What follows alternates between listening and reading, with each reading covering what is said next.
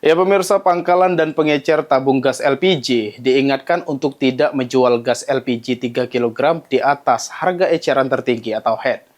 Jika ditemukan pelanggaran, pemerintah akan menindak dengan memberikan sanksi tegas.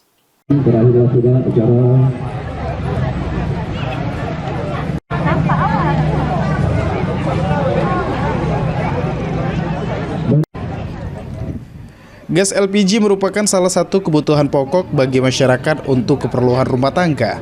Meskipun saat ini sebagian warga di Kota Prabu Muli sudah mulai menggunakan gas alam, namun kebutuhan gas LPG 3 kg masih tinggi.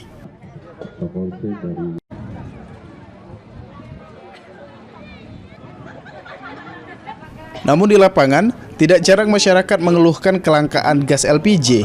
Bahkan harga penjualan di sejumlah tempat diketahui melebihi harga eceran tertinggi yang telah ditetapkan pemerintah, yaitu Rp18.500.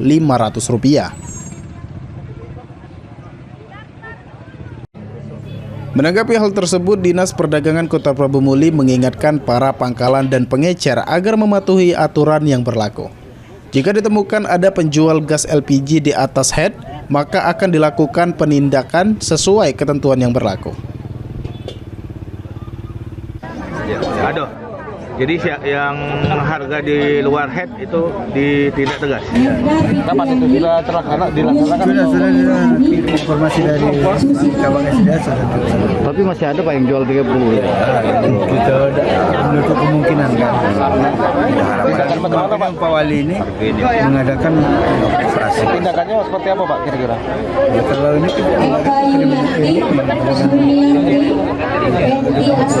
bersama dengan polisi akan dihentikan operasionalnya, jalannya atau gimana? akan itu. Pemerintah Kota Prabu Muli juga menghimbau masyarakat agar melaporkan jika menemukan penjualan gas LPG yang tidak sesuai dengan ketentuan, sehingga distribusi gas bersubsidi dapat tepat sasaran. Anggi Perkasa, PAL TV.